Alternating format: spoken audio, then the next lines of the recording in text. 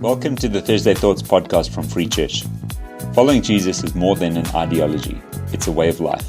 It's never a linear journey, and there's no one-size-fits-all approach. We would love to help you follow Jesus, know your true identity, grow in freedom, and go live with the purpose that God has for you. Each episode, we have conversations about the way of life that Jesus invites us into. Hey, welcome back to Thursday Thoughts. I'm Gareth and this is Amy, and we are having some conversations in this season just around relationships and marriage. Part of the reason for that is because it seems like in these cold winter months, a lot of tension seems to come out in marriages, and I think it's helpful to give some practical and biblical perspectives around that. Yeah. So what's really awesome is last week we started a conversation impromptu, and we said up front that this is, although we're going to be talking about marriage, marriage is not the goal, holiness is, and we don't want to elevate marriage and leave single people feeling like they are less than.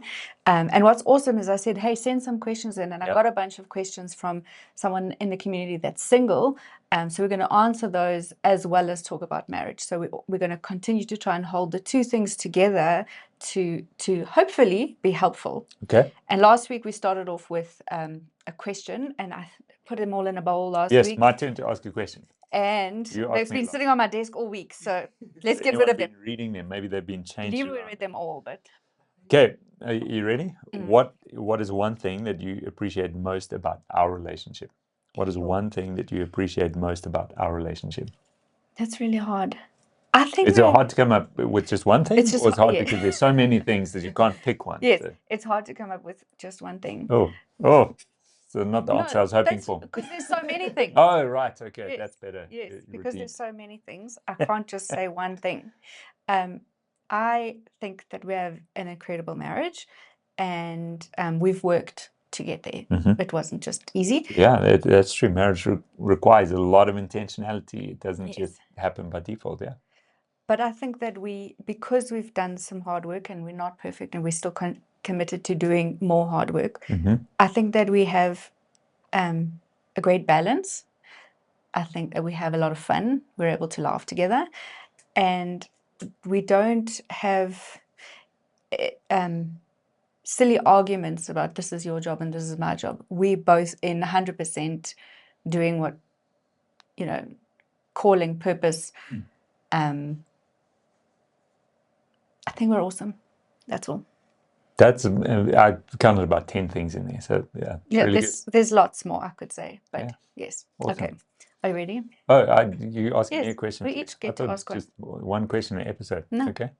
I actually was given a set of conversation cards for marriages, so we can pull those out because Wow. If we could travel anywhere, where would you go? Where would we go? And what would we do? Heaven. Leroy, I wasn't asking you. Well, I think, I can think of many places it'd be cool like to go and see on holiday, but I'm actually really excited about the place that we are going in a couple of weeks.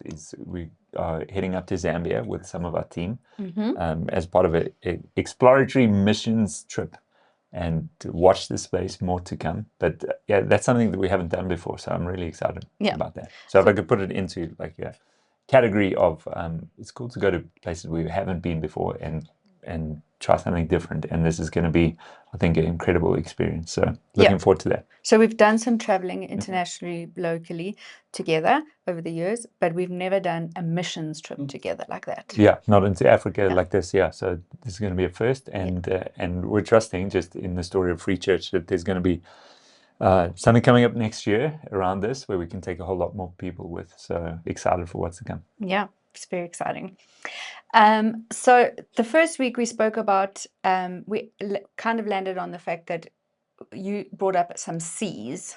So in marriage, there's a bunch of super C's. Yeah. I think you gave 3 or 4, and then I went and sat at my desk after we recorded, and I wrote down 10 C's. Wow. Okay, you should write a book about like the 10 C's of marriage. It could be like the 10 marriage covenants. Commandments? Commandments, the 10 commandments. The 10 super C's of marriage. I don't know if anybody would read a book called The 10 Commandments of Marriage. Yeah. It sounds a bit, no fun at all. Yeah. So anyway, we landed last week at Christ at the center, and all our relationship, everything that we do, Christ at the center. Yeah. So today we're going to put two more C's together, Mhm. and you have a little mathematical equation. Yeah, whether it's maths or not, I don't know, it has a plus and equal sign in it as well. That but makes it's it really maths. like- When A and Z equaled maths equations, then maths became English. So we mentioned this last week as well, but just to recap it, and this is kind of the shorter version of it, is where there's communication and there's commitment, you will have intimacy. So in a relationship. So, I mean, to be clear, intimacy, we're not just talking about sexual intimacy here. I think a lot of people immediately assume that's what you're talking about. Of course, that's part of it, but intimacy is way more than that. It's the closeness. Yeah, it's authenticity, it's vulnerability, it's being safe, it's being fully known. And that's what's necessary for any relationship to function really well, but particularly in a marriage, you want to have that sense of intimacy. This is a safe space where you can be fully known. Yeah. And the two ingredients for that, of course, Christ at the center, we've spoken about that, right? But then when you have communication and commitment, so let's talk about those two things. Communication is a complicated topic. It is a complicated topic. Because there's both a communicating and a receiving of the communication. So there's a speaking and being heard. It happens on many different levels. So we have this sometimes, right, in our relationship, is I feel like I've said something, and I think that you have heard what I've said, but you haven't heard, like you're lost in translation. Yeah. So I said this, you heard that. Yes. And so that's why communication is so important. We think, most of the time, I think as humans, we think that we're communicating well. Yeah. But most of the time, when people come and sit with us and they're having marriage difficulties, oftentimes there's a communication gap. Yeah. So if you communicate well, it means that you, as the communicator, communicate well, but me, as the listener, also has a role to play in that communication. Yeah. So things like somebody nagging, saying the same thing over and over again, is not helpful communication, because then the listener is actually just switches off. And I mean, It's like background noise. It just becomes background noise. So what would be your top tip for communication in any relationship, but we're talking marriage? Yeah. So I mean, before I share some thoughts around it, you reminded me that as over the years we've sat with people trying to navigate things in their marriage, and often we've used this line that you don't have a marriage problem, you have a communication problem. Yeah. So you both want the same thing in your marriage. You want it to succeed, you want it to work, but the way that you're communicating is a little dysfunctional, or it's not helping. And so a couple of thoughts on how to communicate well. Like anything, you have to be intentional about it. So you need to create a time and some space. Some people say, the Bible says you mustn't go down, well, don't let the sun go down on your anger. So, and take that as literally, like we have to solve this today. But I think sometimes my reading of that is don't let it go unsolved. You need to solve it. But trying to resolve something maybe at like 10, 11 p.m. at night or something when everyone's tired, it's probably not a good idea. Yeah. So if there's something you need to talk about, is to create some intentional time and space. Yeah. So in other words, don't allow something to fester. Yeah. Don't, because you can build up resentment. Say, for example, I ask you to wash the dishes and the dishes haven't been washed, then I can build up resentment over time. And then I come back from work and they're still there, and then I'm resenting you. And then I angry wash them or something. Wash the dishes, and you can hear the plates like smashing. Yeah. Yeah. So that's everyone's done some angry dishwashing before. Or rage cleaning is another one. Yeah. Just, or door closing. Yeah, exactly. Yeah. So it's that thing. It's not so rather say, hey, do you mind if we chat? I asked you to wash the dishes and I feel a little bit frustrated because I feel unheard.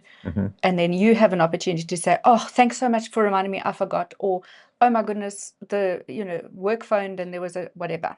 Yeah. So, but what we tend to do is we build this resentment, and then we build narratives. So that is maybe one insignificant moment, but then another thing happens and another thing happens, and down the line, we've been building this resentment in our hearts for weeks or months, or even sometimes years, that's uncommunicated, and that brings a wedge between a couple. So Yeah. talk about things quickly Yeah. So and resolve them. I mean, it just to close that off, it's setting some time aside, some intentional time aside. Distraction free. We're going to talk about this whenever that. Let's make some time to talk, and then active listening is super helpful as well. So active listening is not listening so you can prepare your response. Yeah. So that's often how we interact, right? Is I'm listening to hear when you stop talking so that I can say what I want to say. Yeah. So active listening, a simple way to do that is to repeat what you've heard. And you can ask clarifying questions. Yes. This is what I've said, or this is what I've heard. Let me tell you what I've heard and see if that's a fair representation. Does it capture what you've been trying to say? Yeah, and you do that with our kids as well. When we give them an instruction, say, hey, won't you get your sports clothes ready, pack your bags, make your bed, whatever, then you would often say to them, can you tell me what you've heard? Yeah. And then it makes sure that they've understood, they've followed what you've heard. Yeah. And that can sound demeaning almost, but it creates, so maybe we would not ask each other that anymore, because maybe unless we're having maybe a conflict situation. But what conflict? we'll get to that. kidding. That's one of the C's. We'll get to Okay. it.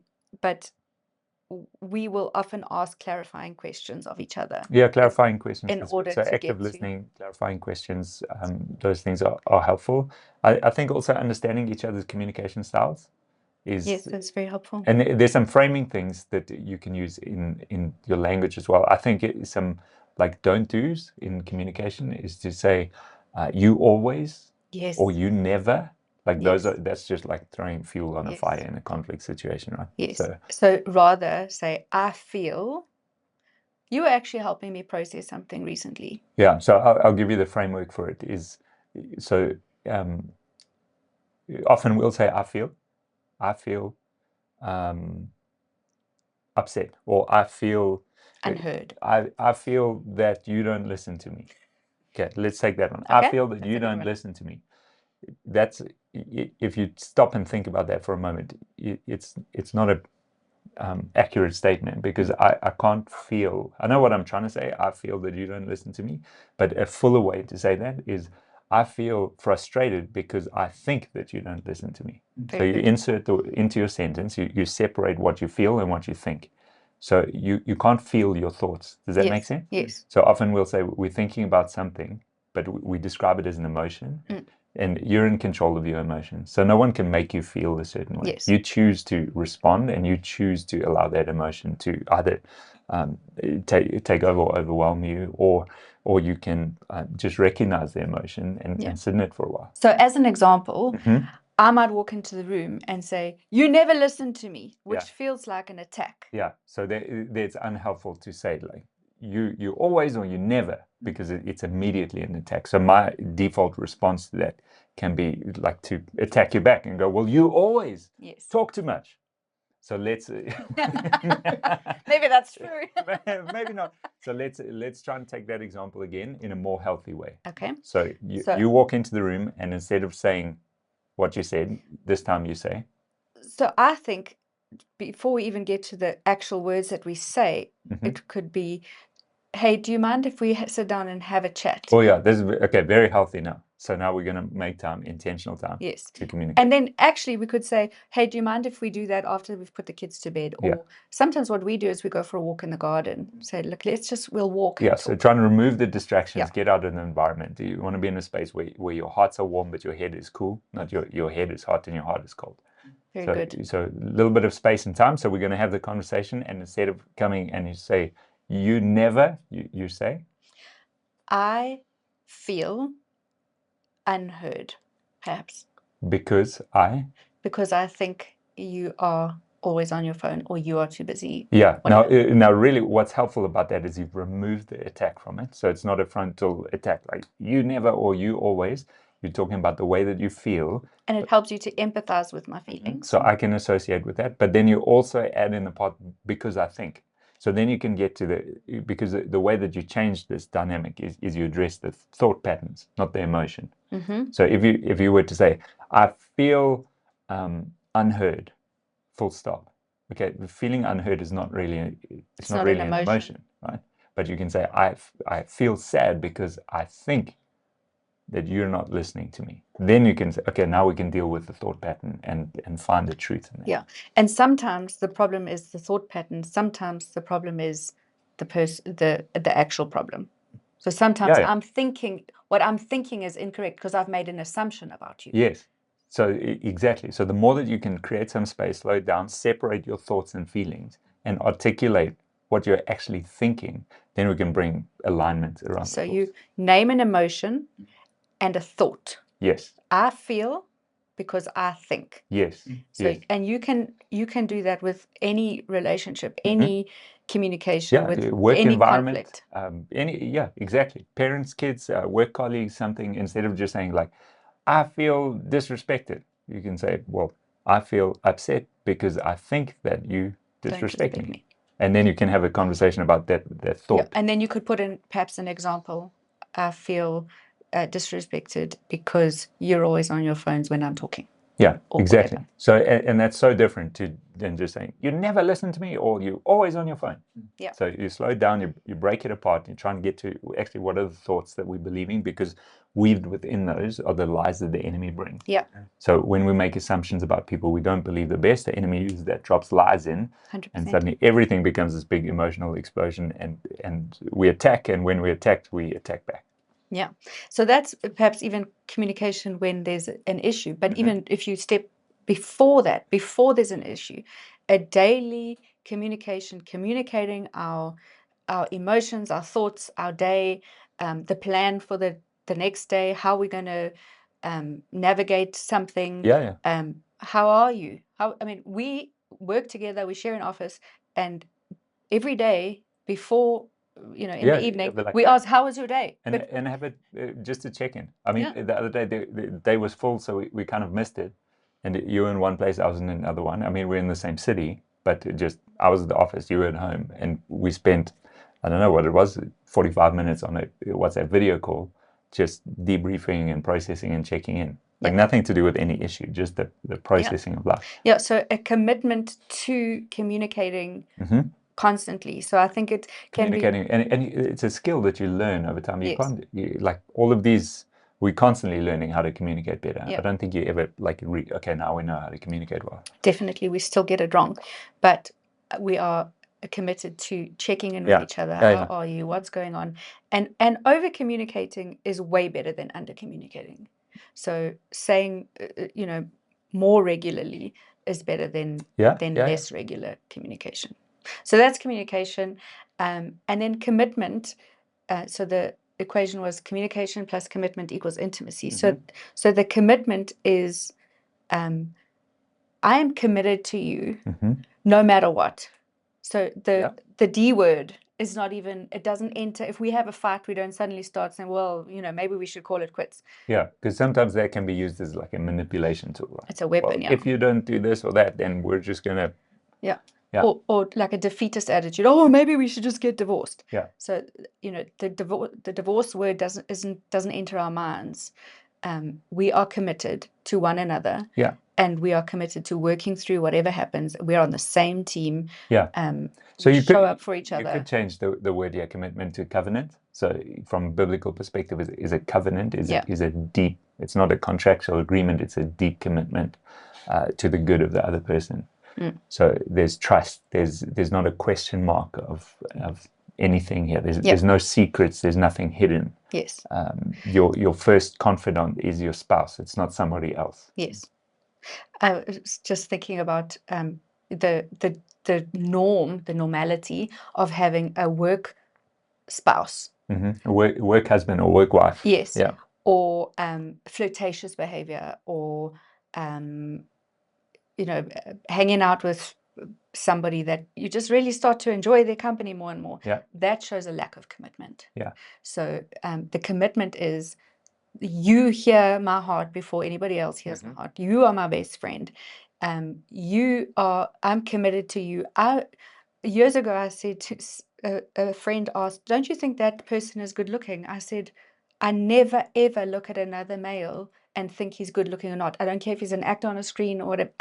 I'm committed to you. Mhm. That is, and I'm not putting that on anyone else, but that's my I think as soon as we allow ourselves to wonder, oh, I wonder what it's like to be with that person, we're breaking our commitment. Yeah, yeah. So we are committed to each other. And so those kind of joke things don't actually even enter our conversation Yeah, because I it think shows a they lack can of be, commitment. I suppose they can be like any thought. It can be like an off-ramp or on-ramp onto something or a place you actually don't want to go. Yeah, it's a step in the wrong direction. Yeah. So actually, you spoke about covenant, and one of the questions that I received was, why even bother getting married in this day and age if, like we said last week, singleness is, there's marriage is not elevated above singleness. Why even bother to get married? And especially because marriage is just a contract. Mm-hmm. So you speak into that now when you say marriage is not a contract. Yeah. It's a covenant. So I think the place to go to answer that is the first couple of chapters in the Bible. In the beginning, Genesis chapter 1 to it's a beautiful picture of how God creates man and woman to be in partnership. So the Hebrew word there is a kenegdo, and it means a fellow warrior. And there's nothing about like contractual agreement there. It's husband and wife together in this. I'm fighting for you. Yeah, we're together. Warriors alongside one another. So it's a fighting not against each other, but a side-by-side fighting together for something. Yeah. And I mean, there's so much in those chapters that you can see about marriage. I mean, there's friendship, there's partnership, there's a physical relationship, there's intimacy, there's children that come. So but I think that one of the greatest things for me as a revelation about marriage is it is a picture of how Jesus functions with the church. And marriage is, if I could say it this way, it can be like a kingdom outpost. So a godly marriage is something of what represents the kingdom of heaven, where there's peace and there's righteousness, there's joy, there's governance, there's authority. It's a place where the kingdom of heaven comes and God's will is done. So in a culture that is looking for truth and stability and peace, godly marriages can be godly households. Almost think, like a kingdom outpost in a culture, a light in the darkness. It's really beautiful. Yeah. So another question. So anyway, to finish that thought, Yes. sorry, is to say that actually your marriage is for you, but it's not for you. A godly marriage. So yes, you get to enjoy your marriage, but actually it's a kingdom vehicle before anything else. Yeah, that's really beautiful. So the next question was, is it wrong to desire marriage? No, I don't think it's wrong to desire marriage, but like any desire, it shouldn't be an ultimate thing. So marriage is a good thing, but it's not an ultimate thing. Mm-hmm. So God should be the ultimate desire of our hearts, and anything that takes that place, that where we, I suppose another way to think of it is what would happen if that was off the table, if it was never a possibility? How would you respond to that? Is an ultimate something that if it's removed, that's the end? Yeah, it's the worst thing that can happen. It's like any desire we have. Desires in and of themselves are not bad. Yeah, God created us with desires. Sure, but if it becomes an idol in our hearts, that's when it becomes dangerous. Yes. So are you idolizing marriage? Are you idolizing marriage? Yes. Yeah. Should it be desired? Yeah, it can be. Just be careful it doesn't become an idol. Yeah. So and anything it's the same with kids and parenting. Yeah. 100%. Mm-hmm. So yeah. What about online dating? So I have an answer. I did give an answer, but do you have an answer? I don't. I think because I don't have any experience with it, so I would be reticent to speak into it. What I can say is I've seen some relationships flourish. They met online and you dated and got married, and it's beautiful. And I've seen others that went completely the other way. Started out well and then crashed and burned. So So I would also say be very careful about which dating sites you use, because they can be very dark. And also, as a disclaimer, I replied to the person that asked the question, and I said, I don't know, because you and I have been together since we were 17. I don't know what that's like to be single. Like I don't, and so I'm open about that. But I have friends that that I speak to about these things, and like you say, it can work. But my encouragement to this person was, why don't you pursue friendship? Because that's ultimately what you're looking for, is relationship. You're looking for connection, and we are wired for connection. We are wired for communitas.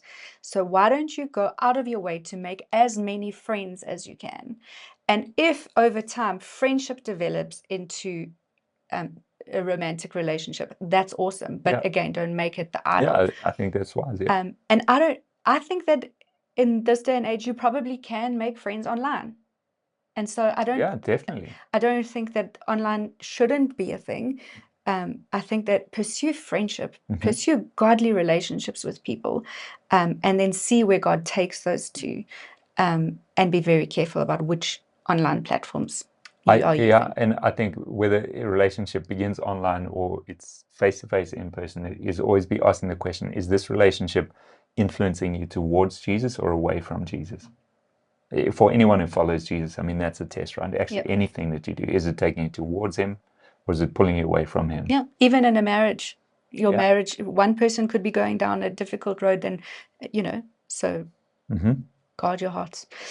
Okay, last question. Can single people still take leadership roles within the church? Yeah, of course. Absolutely. No doubt. No doubt. I think Paul was single. I think there's plenty of evidence within Scripture to see that. Yeah. Read the whole New There's Testament. someone else who was single. Jesus. Oh, yes, that's it. Yeah. There we go. So that's an easy answer for us. Yeah. Okay, so we hope that this has been helpful. Please continue to send questions. I am really enjoying answering them. And if you don't want it to make it onto this platform, I can answer questions individually as well. So we hope it's helpful, and we will catch up again next week. Yeah, see you guys next time.